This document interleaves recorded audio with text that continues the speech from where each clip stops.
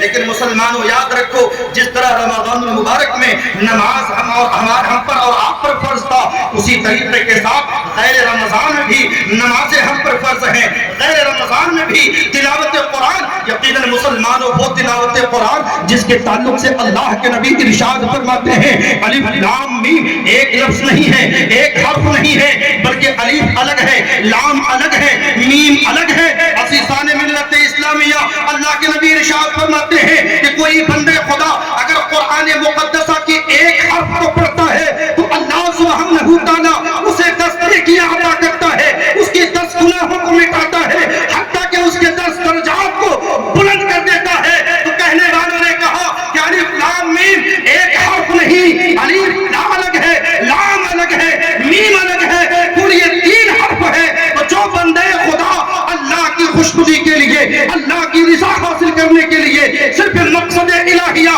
کو کامل مکمل کرنے کے لیے جو وہ الف لام میم پڑھتا ہے، تو ایسے بندے خدا کو اللہ سبحانہ تعالیٰ 30 نیکیاں عطا کرتا ہے، اس کے 30 گناہوں کو مٹا دیتا ہے، یہاں تک کہ 30 درجات کو بلند کر دیتا ہے۔ پتہ چلا 3 حرف کا یہ عالم ہے۔ تو جو کوئی بندے خدا رمضان المبارک میں پوری قرآن کی تلاوت کر رہا ہوتا ہے، پوری قرآن پڑھ رہا ہے، پوری قرآن کی تلاوت کثرت کے ساتھ کر رہا ہے، یقیناً اس کے نیکیوں کا کیا معاملہ ہوگا، نیکیوں کا کیا عالم ہوگا۔ حضرت سیدنا عثمان غنی رضی اللہ تعالی عنہ ارشاد فرماتے ہیں کہ تم میں سے بہترین شخص وہ ہے جو خود قرآن سیکھے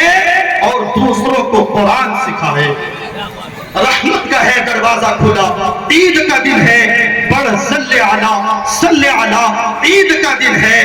ہر آن برستی ہے گھٹا رحمت رب کی، ہر آن برستی ہے گھٹا رحمت رب کی، اللہ کی مخصوص عطا عید کا دن ہے۔ اور رکھ پیش نظر اسوہ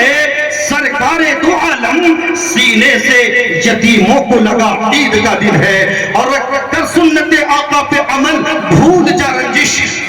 لگ جا گلے، ہاتھ ملا عید کا دن ہے۔ مسلمانوں جس طرح سے رمضان المبارک میں اللہ کی بندگی کرتے ہوئے نظر آ رہے تھے، اسی طرح غیر رمضان میں بھی ہمیں اور آپ کو چاہیے کہ یقیناً اللہ کی بندگی کرتے رہیں، اللہ کی عبادت کرتے رہیں، اللہ کی اطاعت کرتے رہیں، سنت مصطفیٰ کی پیروی کرتے رہیں۔ عزیزان ملت اسلامیہ، یہ کبھی نہ سوچنا کہ مسلمانوں پر ظلم و بربریت کے پہاڑ ڈھائے جا رہے ہیں، مسلمانوں پر ظلم و ستم ڈھایا جا رہا ہے، مسلمانوں کو زد و کوب کیا جا رہا ہے، مسلمانوں کے ساتھ انصاف ناانصافی کی جا رہی ہے۔ عزیزان ملت اسلامیہ، کبھی ان باتوں کو، کبھی ان خیالوں کو اپنے دل و دماغ میں آنے مت دینا۔ اس لیے اگر صحابہ کی تاریخ پڑھو گے تو پتہ چلے گا کہ حضرت ابوبکر صدیق کو ستایا گیا تھا، حضرت ابوبکر صدیق کو زد و کوب کیا گیا تھا، ایسا زد و کوب کیا کہ آپ بے ہوش ہو جاتے ہیں۔ حضرت بلال کو یقیناً گرم تپتی ہوئی ریت پر لٹایا گیا تھا، یقیناً چٹائی میں بند کر دیا جاتا تھا اور دونوں جانب سے دھوئے پیش کیا جاتا تھا۔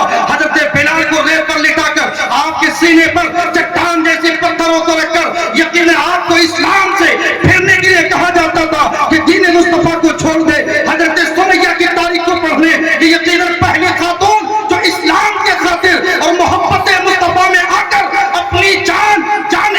اپنے کے سپرد کر دی، شہادت حاصل کر لی، تو یقیناً آپ اسی طرح پڑھتے چلیں، صحابہ کرام کی تاریخ پڑھیں تو پتہ چلے گا کہ صحابہ پر بھی ظلم ہوا تھا، صحابہ کو بھی ستایا گیا تھا، مقصد صرف ایک ہی تھا کہ دین اسلام کو چھوڑ دے، دین محمدی سے پھر جا، عشق رسالت مصطفیٰ کو دل سے نکال دے۔ لیکن ان اشتقان مصطفیٰ پر قربان جائیے، ان صحابہ کرام کے عظمتوں پر سلام، یقیناً ظلم سہتے رہے، ظلم کو برداشت کرتے رہے، یقیناً صد و کوب ہونا پسند کیا، شہید ہونا پسند کیا، لیکن دین اسلام کو اپنے آپ سے جدا ہونا پسند نہ کیا۔ آپ کربلا کی میدان میں چلے آئے، امام عالی مقام پر ظلم ہوا، امام عالی مقام کے خانوادی پر ظلم ہوا، آپ پر پانی بند کر دیا گیا، لیکن ان تمام چیزوں کو ہوتے ہوئے باوجود پوری دنیا تک یہی اعلان، یہی درس دیا ہے اور یہی پیغام دیا ہے، یہی سبق دیا ہے کہ تم پر کتنوں بھی مظالم ڈھائے جائیں، ظلم و ستم کے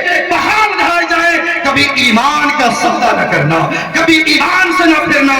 آج مسلمانوں کو جیلوں کے سلاخوں کے پیچھے ڈال دیا جاتا ہے، کوئی بڑی بات نہیں ہے۔ امام اعظم ابو حنیفہ رحمہ اللہ تعالی علیہ بھی جیل کے اندر گئے تھے، امام مالک رضی اللہ تعالی عنہ کو بھی ستایا گیا تھا، آپ کے ڈر سے مذاق کیا گیا تھا، لیکن تمام چیزوں کو برداشت کرتے رہے، صبر و تحمل سے کام لیتے رہے، اور آنے والی تمام امت محمدیہ کو اور امت مسلمہ کو یہ پیغام دیتے رہے کہ تم پر کتنے بھی مصیبتوں کا پہاڑ کیوں نہ آ جائے، غموں کا سمندر کیوں نہ ٹوٹ پڑے، لیکن کبھی اپنے اسلام سے انحراف کی کوشش نہ کرنا، دین کا سودا نہ کرنا، ایمان کا سودا نہ کرنا۔ تو اے مسلمانوں، جس طرح سے رمضان المبارک میں آپ مسجدوں کو آباد کر رہے تھے، گھروں کو آباد کر رہے تھے، اپنی عبادت سے، تلاوت سے، روزے سے، نفل سے، دیگر صدقات و خیرات سے، اسی طرح سے تمام دنیا جب تک جس میں جان باقی ہے سانس چلتی رہے، اسی انداز کے ساتھ اللہ کی خوشنودی کو حاصل کرتے رہیں گے، اللہ کی رضا کو حاصل کرتے رہیں گے، اللہ کی عبادت کرتے رہیں گے۔ قد افلح من تزکا، بے شک وہ کامیاب ہوا، بے شک وہ مراد کو پہنچا جو ستھرا ہو گیا، جو اپنے آپ کو پاک کر لیا، اپنے آپ کو گناہوں سے پاک کر لیا۔ پھر رکھ پیش نظر اس وے سرکار دو عالم، سینے سے یتیموں کو لگا، عید کا دن ہے، کر سنت آقا پہ عمل، بھول جا رنجش، کر سنت آقا پہ عمل، بھول جا رنجش، لگ جا گلے ہاتھ ملا، عید کا دن ہے، رحمت کا ہے دروازہ کھلا، عید کا دن ہے، پڑھ صلی علی، عید کا دن ہے، قد افلح من تزکا وذکر اسم ربہ فصلی، بے شک وہ مراد کو پہنچا، بے شک وہ کامیاب و کامران ہوا جو اپنے آپ کو ستھرا کر لیا، جو اپنے آپ کو پاک کر لیا، وذکر اسم ربہ فصلی، اور اپنے رب کے نام کا لے کر، اپنے رب کا نام لے کر وہ نمازوں کو ادائیگی کرتا ہے، نماز پڑھا کرتا ہے۔ اللہ سبحانہ تعالیٰ کی بارگاہ میں دعا کرتا ہوں رب قدیر ہم سبوں کو سننے اور پڑھنے اور کہنے سے زیادہ عمل کرنے کی توفیق و رفیق عطا فرما۔ جب تک دنیا میں رکھ مولا، ایمان پہ رکھ، دنیا سے اٹھا ایمان بالخیر خاتمہ فرما۔ استغفر اللہ ربی من کل ذنب و خطیئت و اتوب الیہ، وآخر دعوانا ان الحمد للہ رب العالمین وما علینا الا البلاغ۔ السلام علیکم ورحمۃ اللہ وبرکاتہ۔ جملہ اہلیان جمہوریہ کو میری جانب سے دل کی عمیق گہرائیوں کے ساتھ عید سعید کی ڈھیر ساری خوشیاں مبارکباد پیش کرتا ہوں۔